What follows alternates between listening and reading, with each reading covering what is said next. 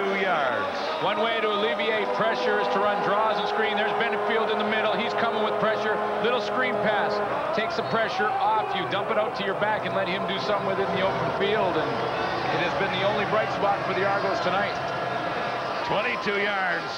The Argos are inside the 30 of the BC Lions for the first time.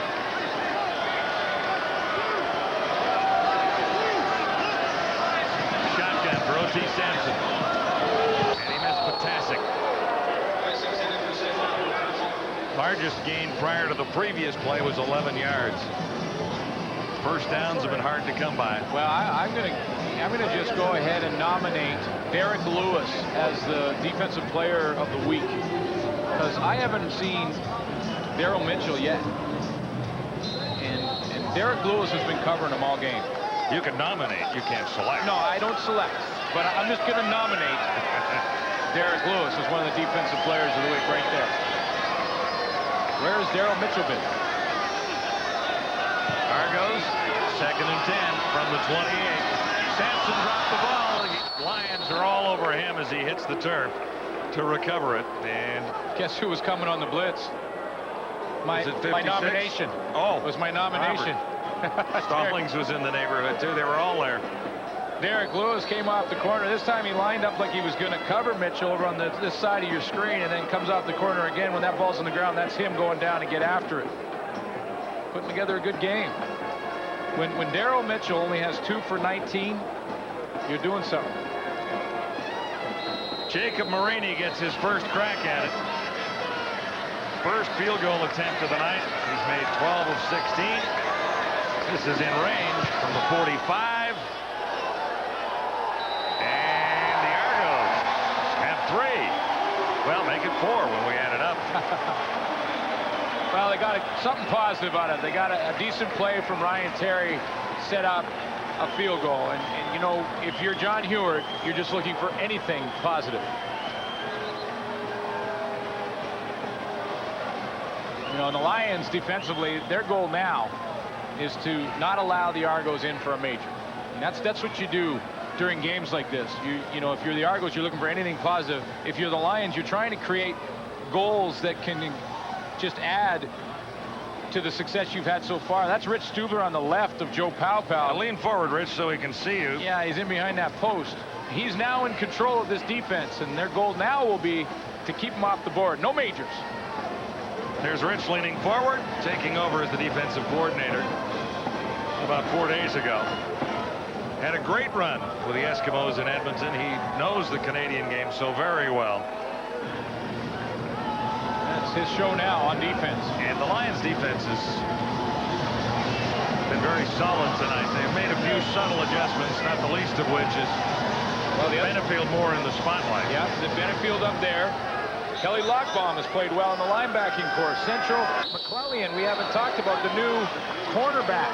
If you haven't talked about a DB, he's playing well. You know, Mike Fletcher is that new safety. We also haven't shown him getting beat at all. So the small adjustments have paid off so far. Chuck Levy out across the 30 to the 32. And there's 2 minutes remaining in the third quarter. Well, Doug Nussmeier has entered the game. 1 touchdown, a couple of interceptions, but he moved the club very effectively when he got a chance to take over when everything was under control last week. Nice 29-yard run, as a matter of fact. Yeah, and Steve Barato's philosophy, if Damon Allen is struggling, he'll try and let him work himself out of it, but if he doesn't in a hurry, he'll go with Doug Nussmeier. This isn't obviously that case, that scenario. No, this is Damon Allen. Damon Allen has been basically perfect. Little swing pass coming out of the backfield is Robert Drummond. And he's across the 40 to about the 43. Fred Perry was over to make the tackle there. What a night for Damon Allen. Coming in, he needed 262 per game to catch Lancaster. Well, he's just under that. And the only reason he is because he's been taken out. Yeah, in the third quarter. And that doesn't happen very often, that you come out of a game in the third quarter. Just 7 incompletions on the game, John, and I swear 5 of them were straight out drop passes. I think he only missed a receiver twice in this entire game.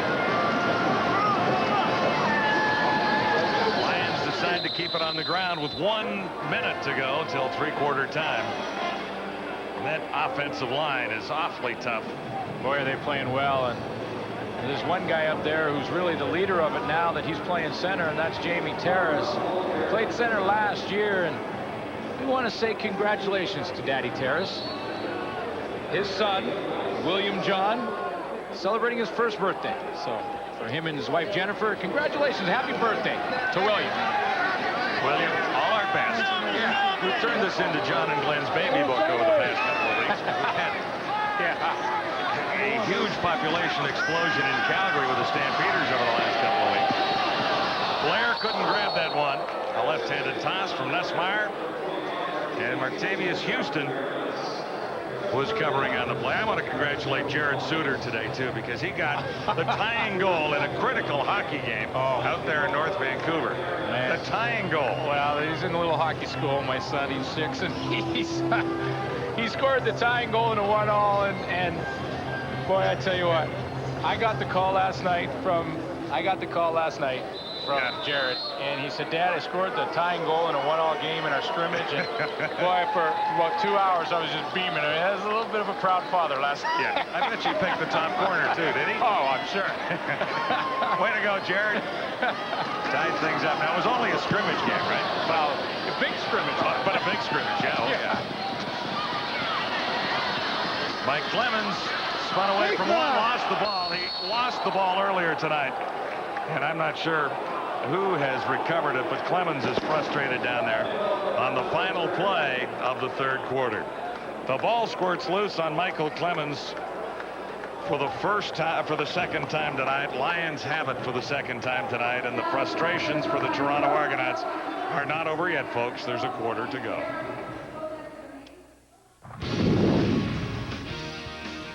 The CFL live on TSN at the quarter. Brought to you by New Arctic Ice, the invigorating new fragrance of the Gillette series. It's beyond refreshing. Well, when Glenn Suter starts to talk about his son's hockey exploits, we know that this is a blowout, and it is indeed. Still all BC. And I don't want to see the smug face again, but the last thing... Okay. No, the last thing you said before the game was Damon Allen has to establish the deep pass, and he has done that with a vengeance. Yeah, James, speaking to him this week, he told me that his team takes on a totally different look when they go vertical. It spreads everybody out, and you see a lot of people open up underneath. Here Damon does it again to Don Blair. Perfect strike, goes over the top, throws with timing and rhythm, and this is a guy that's not all that fast, and he hits him over the top. Everybody is getting vertical, everybody's getting open, and I think it's very important for Damon Allen to continue to call these plays, get his team involved, and have a good feel for the game, Eric. Hey, and what a difference a couple of weeks can make. I mean, the BC Lions were sitting at 2-4. Now they're going to be 4-4, going back home to face Montreal. If they win that game, they have Saskatchewan and Edmonton on the schedule. By mid-September, they can be right back in the middle of this Western Division race. Let's give some credit to Adam Rita. He handpicked Steve Barato. He handpicked Rich Stubler. His fingerprints are all over this football team, and the initial reviews are very, very good, James. Yeah, it looks great so far. As for the Argos, the exact opposite, and I think we'd all be shocked if there weren't some changes made after this one. Well, there has to be, and you know, it's really interesting because I knew this was over early. I had one experience. I went to one football practice with the Toronto Argonauts, and it was unique. I walked in there during 2 days. It was a PM practice, and there was no interaction between the players. Everything was real quiet. I could hear the birds up in the trees chirping away. There was no emotion. Lack of communication, suppression of emotion. That is a major cause for their early demise in this season. Yes, birds, that's right, man. Don't say anything, man. Birds. What's wrong with him? Make up your own joke at home. Birds. He's crazy. You go bird watching all the time on weekends, so that's nothing new for you. You're crazy, man. Back to Skydome for the fourth quarter. Lions in complete control. And the birds are chirping here, too. Well, those are pigeons flying overhead. Net yards for the Lions, 381. Turnovers by the Argos, 474 net yards for the Toronto Argonauts. This one is over with a quarter to go. As the Lions line up inside the 30, Nussmeier hands off, and Robert Drummond takes it for a couple. And a frustrating night continues. Pinball's second fumble created by Kelly Lockbaum. There's another guy that is sort of emerging as a linebacker, but contributed all year on special teams, and the pressure now on John Heward. I mean, Well, you know, if you're what do you mean now? I mean, it's been on him for a while. If you're going to make a coaching change for the Argos, if you are going to, now really is the right time to do it. 10 days before your next game. Sherwood Schwartz's first introduction to professional football. He's down there bravely smiling through this, but as he watches the crowds dwindle, it's a pretty tough time to be the owner of the Argonauts and trying to figure out a way to make something happen. John Heward has not been able to get the job done, and quite frankly, I think he really doesn't have a great grasp of Canadian football. Well, and he's shown that. I mean, with the decisions that he made prior to the season beginning, with the way he's tried to deal with the offensive line, and then he went with tight ends, and he changed that. It just, you're right. It appears he doesn't have that grasp. Now, if you're going to make a change, you've lost back-to-back games to the Lions. You got 10 days before your next game, a chance for a new coach to step in, get the team together in time for that Labor Day game in Hamilton. Now's the time.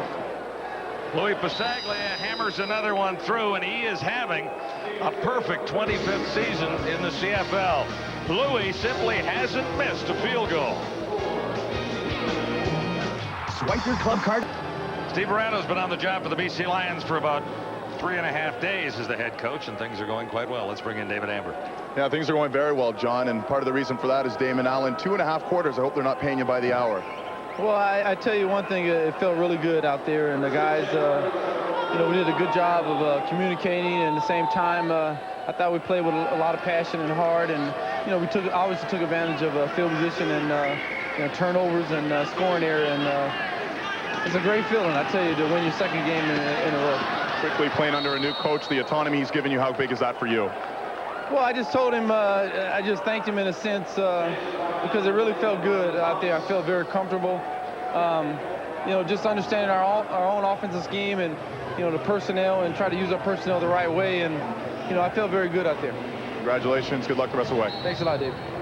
You know, John, players love when the coaches hand the game over to them. And Don Matthews is a master at it. You know, prepare them during the week, but on game day, you hand the game of football to the guys on the field. And I think that's basically what Steve Arato has done.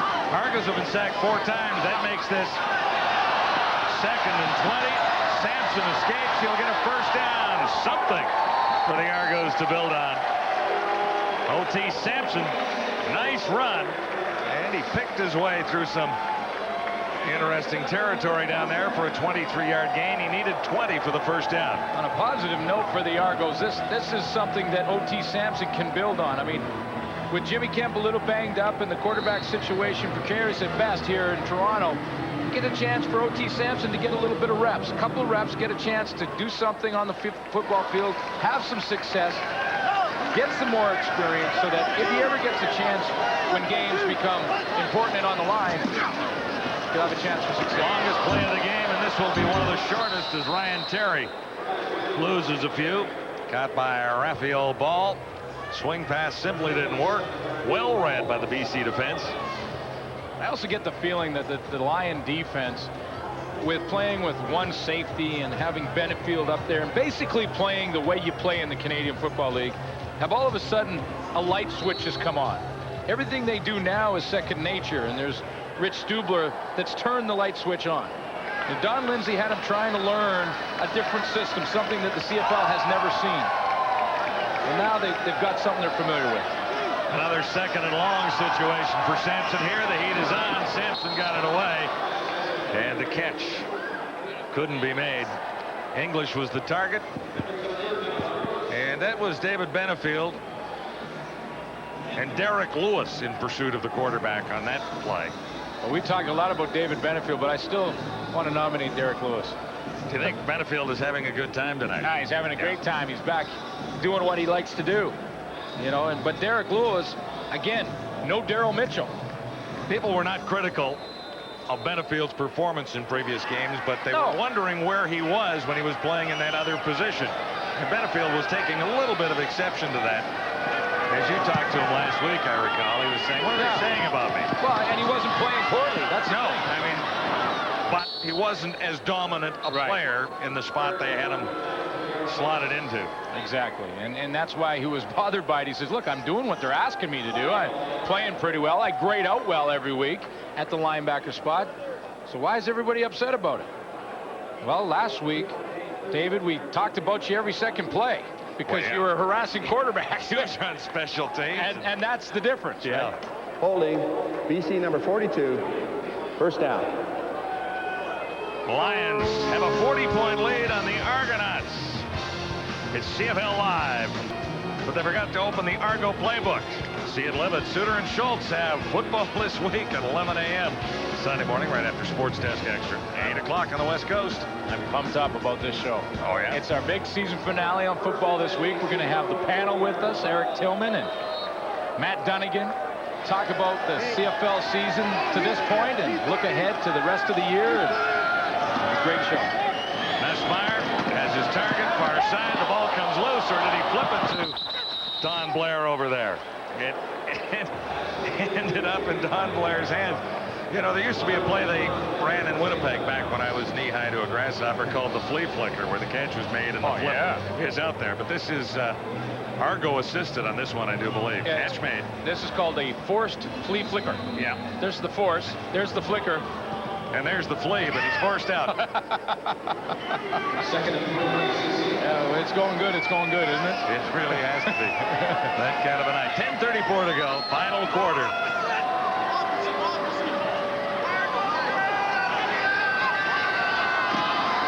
Second down. And Simon Buffo has plenty for a first down, so the Lions are going to some of their backups. And that's Buffo's first carry of the night. Talked about John Heward and the pressure he'll be under in this coming week. Well, I'm not so sure he's going to have pressure this week. I'm thinking that it may be over sooner than that. Well, that's what I'm saying. I mean, he's going to be by his phone. I mean, the decision has to be made one way or another as whether or not John Heward stays on as the head coach. A lot of speculation that if he lost tonight, this would be his last game. A lot of people have said that, but I think it was the way you lose a football game more than just a loss. I mean, if the Argos had been anywhere close in this game, Buffo for another first down, back-to-back carries, and he's running through the Argo defense, then maybe the decision isn't taken. But, I mean, when you get absolutely hammered from start to finish, and this one wasn't in doubt from the opening quarter, I don't see that there's any way that the Argos can't make some significant decision. Throw into that the fact that there happens to be a certain John Jenkins in the audience. And he's sitting beside Paul Mazzotti, who is an Argo vice president. Mazzotti used to play for Jenkins. Jenkins just happens to be with the Arena Football League team in Arkansas. Buffo, one more time. He was a super offensive coordinator for a couple of years in Toronto, left last year. And to my way of thinking, is one of the few candidates who could come in and turn the Argonauts around. I mean, this guy has recent CFL experience. And I'm not so sure, in spite of the fact when I talked to him at halftime, he said it's a coincidence he's in town. I'm not so sure something isn't brewing here.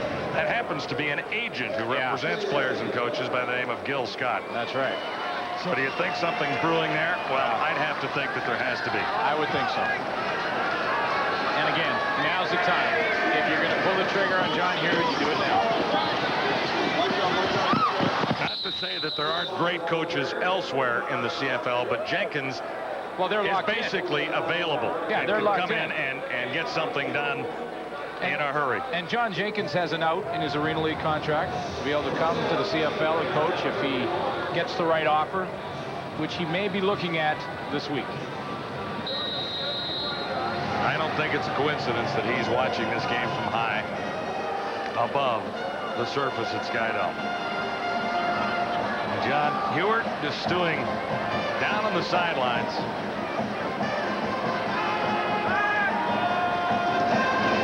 Another Lions first down.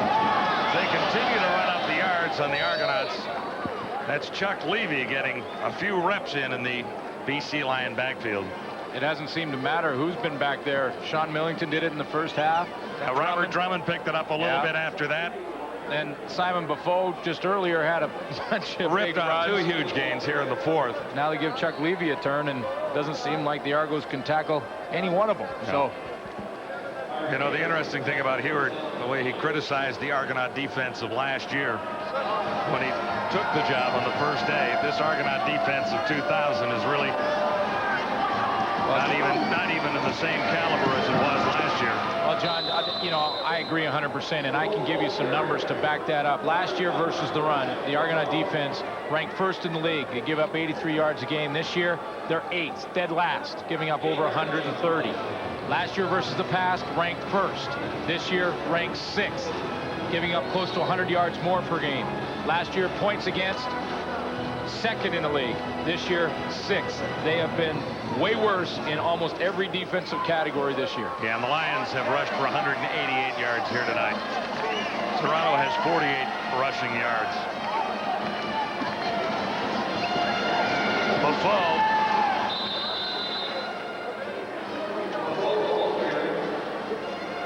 But the other part of the Argonaut coaching story this year is blame should fall on the general manager of this team in some ways too, because you can hire John Heward as an old friend and an associate. Yeah. But then John Heward, who hasn't coached in this league, except for training camp with the Shreveport Pirates 7 years ago, whatever that was. John Heward should come equipped with a coaching staff that knows the game. And not one of the Argonaut assistant coaches has any significant CFL experience. The only coach who had some was fired. Yeah. Jeff Fairholm. Jeff Fairholm. Doug Nussmeier, and the backup has a touchdown. More humiliation for the Argonauts as the Lions hit 50.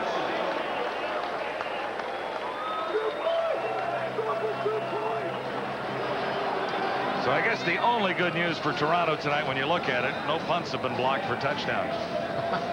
Yeah, and that's, you know, I laugh, but there's a lot of Argonaut fans that aren't laughing. And no, and it's been tough on Argonaut fans. It has without been. question. And you know what? It's been tough on really football fans to see one team struggle as much as they have here in Toronto. And it's not just been losing games. It's not the win-loss column as much as the way that the Argonauts have gone about this 2000 season. There has been an arrogance at the very top. Absolutely. And it's filtered through the management side of this team without question. And a constant battle with the media. And then when you combine the huge losses, well, yeah, I could say there's some frustration. Doug Nussmeier has a touchdown for the BC Lions, who are now. Moments ago, John Heward on another touchdown scored by the BC Lions that made it 51-4. And up high above the stadium, J.I. Albrecht on the left, Sherwood Schwartz on the right. He is the owner, J.I. Albrecht, the senior vice president and managing director who has put this Argonaut team together this year and has to take some share of the blame for what's happened not only here tonight, but what has gone on to this football franchise in Toronto in the year 2000. John, a huge share of the blame. You know, I mean, he made the decisions when he hired John Heward. And you know, here's the thing. The bottom line is he cannot go on the way it is. I mean, you know, he can make a decision any way he wants. But realistically speaking, a move has got to be made with this organization right now. And if not, it's going to be a tough year for Argo fans. Well, Sherwood Schwartz and J.I. Albrecht go back a long time as fans.